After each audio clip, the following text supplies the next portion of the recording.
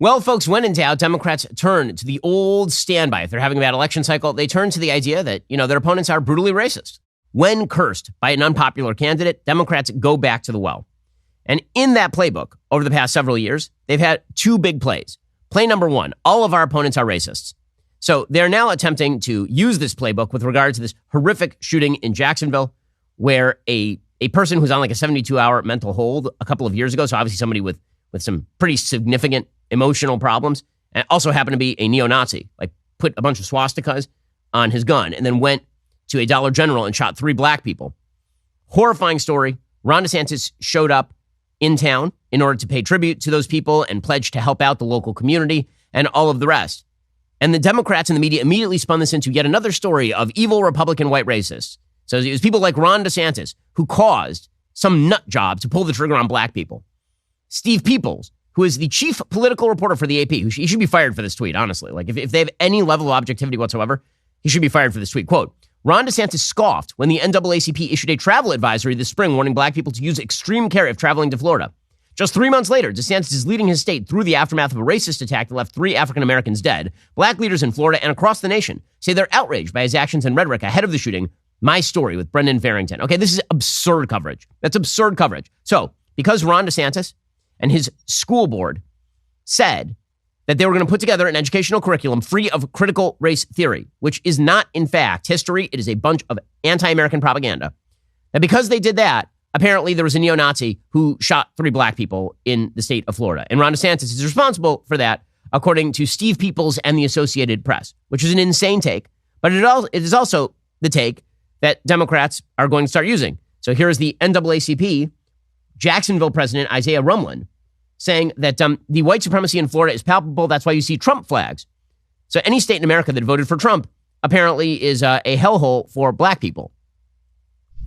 Jacksonville specifically is a breeding ground of neo-Nazism, that they have been tracking this and seeing this. I mean, what can you tell me and tell us about the climate there in Jacksonville with these hate groups? Well, I think the federal government and the Justice Department are going to have to do a better job and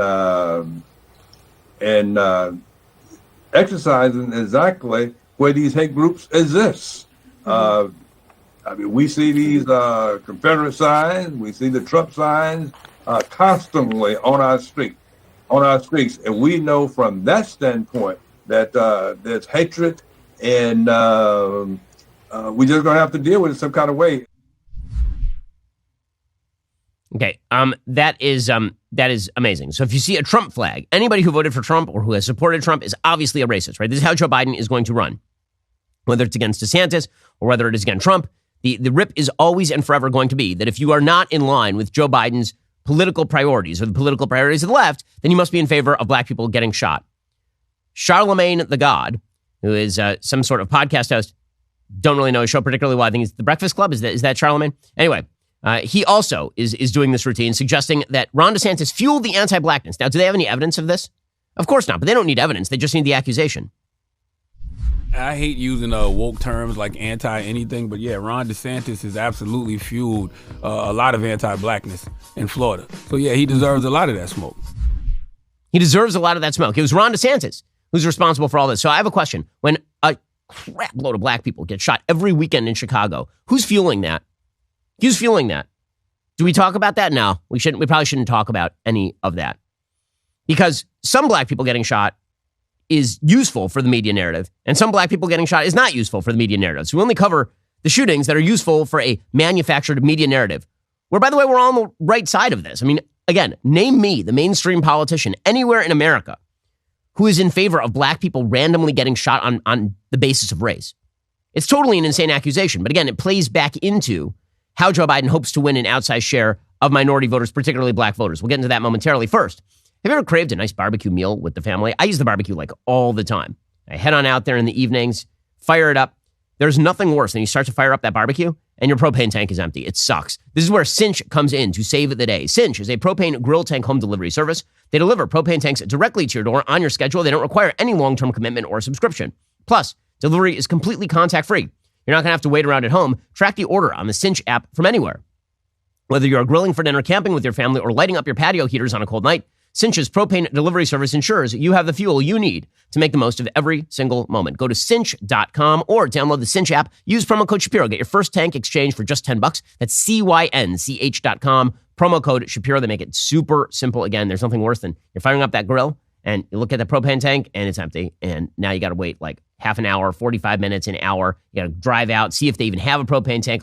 Don't do that. Go to Cinch. This is a limited time offer. You must live within a Cinch service area to redeem it. Visit cinch.com/offer for details. The Ben Shapiro Show is supported by Grand Canyon University, an affordable private Christian university with a vibrant campus in beautiful Phoenix, Arizona, that's ranked top 20 in the country according to niche.com. GCU is a missional, Christ-centered university that strives to foster a culture of community, giving, and impact. GCU's goal is to help you develop into a servant leader who makes a difference through finding your purpose and fulfilling God's plan. With 330 academic programs, over 270 online as of June 2023, GCU integrates the free market system with a welcoming Christian worldview into your bachelor's, master's, or doctoral degree.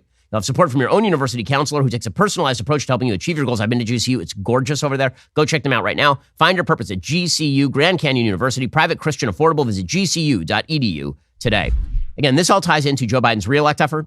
So yesterday, he spent an awful lot of time sounding off about white supremacy as the greatest threat to the American homeland, which I got to tell you, white supremacy is tremendously evil. I know because I receive an enormous number of death threats from people who are white supremacists because I'm an Orthodox Jew. And the FBI has literally arrested people who are white supremacists for threatening my family. Also, the notion that the greatest terrorist threat to America is isolated white supremacists is lunacy. In terms of what the federal government can do, like what exactly is the federal government also supposed to do about that, presumably? This is all tied into a broader agenda item for Biden, as we'll see in a moment.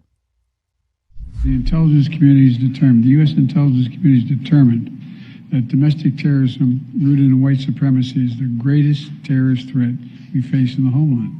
The greatest threat. Okay, by the way, he was also jabbering about his history with civil rights, which is a little bit more checkered than he likes to make it out to be. But here he was jabbering nonsensically about how he got Strom Thurmond to vote for the Civil Rights Act, which is weird since he was 21 when the Civil Rights Act passed. And Strom Thurmond, I believe, delivered the longest filibuster to date against the Civil Rights Act at the time. Which so strange story here from an addled old man. I thought things had changed. I was able to literally, not figuratively, talk Strom Thurmond into voting for the Civil Rights Act before he died. And I thought, well, maybe there's real progress. But hate never dies. It just hides. And I don't know what he's talking about, but all of this is tied into the broader Biden agenda of equity and everything. So here's top Biden advisor Steve Benjamin yesterday. He's a senior advisor and director of the Office of Public Engagement, talking about how equity is at the center of everything the Biden administration does. When they say equity, what they really mean is racial preferences. The administration has, since day one, since the president signed his first executive order on making sure that everything we've done is focused on equity in this administration. It's, yeah. So that's part of the broader agenda item. Now, the real answer to what happened in Jacksonville actually comes courtesy of a Democratic Jacksonville councilwoman named Jacoby Pittman. We talked about her yesterday. She's the person who got up when DeSantis got booed for visiting Jacksonville. And she said, listen, bullets don't have parties on them. Absolutely correct. Here she was yesterday saying DeSantis wasn't invited, but there's no reason for him to be booed. The governor was getting heckled, and you stood up to essentially quiet those people down. Yet, Councilwoman, there are critics who say that Florida's governor has enacted policies that created an environment that allowed this kind of attack to take place, whether on guns or on race. What's your response to those critics? Well, first of all, let me make myself clear. I had no idea that the governor was coming. And so I just want to make myself clear. I wanted the audience to calm down because I wanted him to sit down, and I wanted it to be the event that was for the residents and the community that had come together for unity. That's what that event was about, not the governor. Okay, well, she's right about that. And DeSantis knew that too. So, I mean, that would be the proper response to, a racial shooting where everybody of any sort of goodwill is on the same side. I mean, again, who is arguing in favor of the shooter in this particular situation? The answer is nobody. But the media have to manufacture some sort of narrative for Joe Biden to run on, and so the narrative of the day is going to be Republicans are racist. You knew it was going in this direction. Are you tired of the lies and the twist of the mainstream media talking points? Yeah, me too. Join me in my newest series, Fact, where I dismantle and bring truth to this tiring mainstream agenda.